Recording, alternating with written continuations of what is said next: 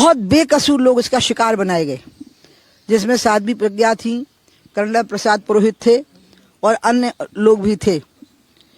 इतनी प्रताड़ना हुई है, आप कभी कर्नल पुरोहित के बारे में जानकारी करें। उनको शारीरिक प्रताड़ना इतनी, उनके नाखून निकाले गए हैं, उनके बाल नोचे गए हैं, उनका इतना फिजिकल टॉर्चर हुआ।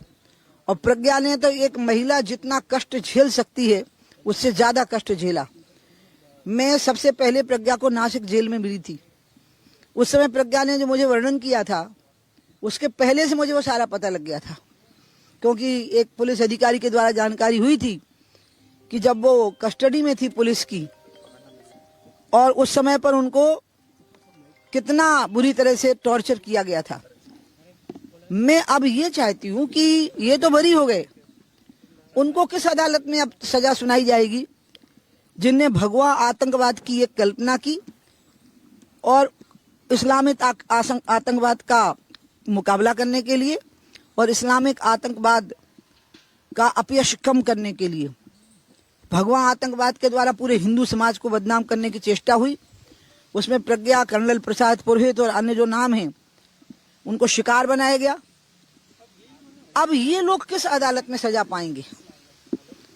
इनको कम से कम जनता की अदालत में सजा मिले या इनमें से कोई आरोपी अब इन लोगों के खिलाफ कोर्ट में जाए, क्योंकि ये ऐसी भयानक साजिश थी जिसका शिकार पूरा हिंदू समाज था और सारे हिंदू संगठन इसके शिकार थे, सारे हिंदू संगठन।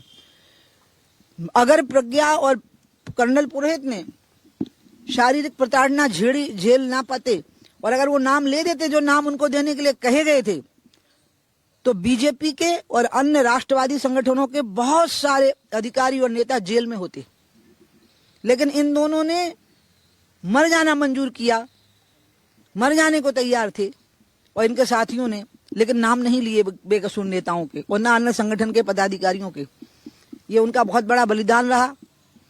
मैं आज उस रिहाई का बहुत अभिनंदन करती हूँ और प्रज्ञा, कर्नल पुरोहित और उनके सभी साथी जो बरी हुए हैं, मैं आज उनको बताऊंगी कि पूरे देश के लोग आज और पूरी दुनिया में बसा हुआ हिंदू समाज आज इस बात पर बहुत खुशी व्यक्त कर रहा है और माननीय न्यायालय का अभिनंदन कर रहा है। आतंकवाद जैसा शब्द क्या माना जाए, है या गढ़ा गया था, क्या है इसको लेकर अब क्या धारणा बनेगी? आतंकवाद का कोई रंग नहीं होता। आतंकवाद को रंगीन बनाना ये उन लोगों का काम था जो अल्पसंख्यकवाद कर रही थी और उसी के कारण फिर उन्हें भगवा आतंकवाद शब्द की रचना की। इसलिए आतंकवाद का कोई रंग होता ही नहीं है। और जिस गेरुआ और केसरिया आतंकवाद की वो बात कर रहे थे, हमारे देश के राजपूतों ने, देश के राजाओं ने और मुगल शासकों और अंग्रेजों के खिलाफ जिन्हें भी लड़ाई लड़ी है, उन्हें केसरिया पगड़ियां पहन करके देश की आज़ादी के लिए लड़ाई लड़ी थी। इसलिए जिनने ये महापाप किया है कि भगवा आतंकवाद शब्द गढ़ा, फिर उसको साबित करने के लिए बेकसूर लोगों को, मुझे इतना दुख होता है सोच के कि एक कर्नल को कितना शारीरिक प्रताड़ना दी गई, इस साध्वी को, प्रज्ञा को कितनी प्रताड़ना दी गई आप कल्पना नहीं कर सकते हैं। फिजिकल टॉर्चर हुआ और ऐसे कितने लोगों का टॉर्चर हुआ होगा जिनके नाम सामने नहीं आ पाए हैं। स्वामी असीमानंद का टॉर्चर हुआ और इस सब की बदौलत है कि आज हम लोग सरकारों में बैठे हुए हैं।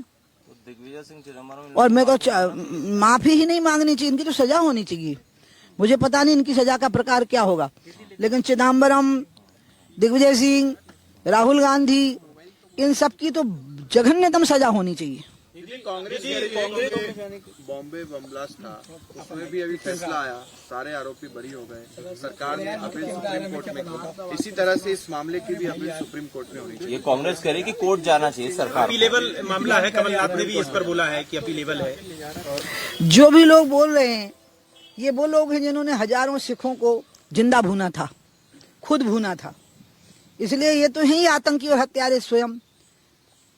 इनने उस समय 10,000 सिखों को जो भूना था, उनका जो नेतृत्व किया था, उसमें कोर्ट से भी जो दोषी माने गए थे उसमें से यही लोग तो थे। इसलिए इनके कथन को तो इनकी तो प्रकृति ही हिंसक है और ये चाहते थे कि पूरे देश के जो हिंदू समाज है उसको भी कलंकित कर दिया जाए।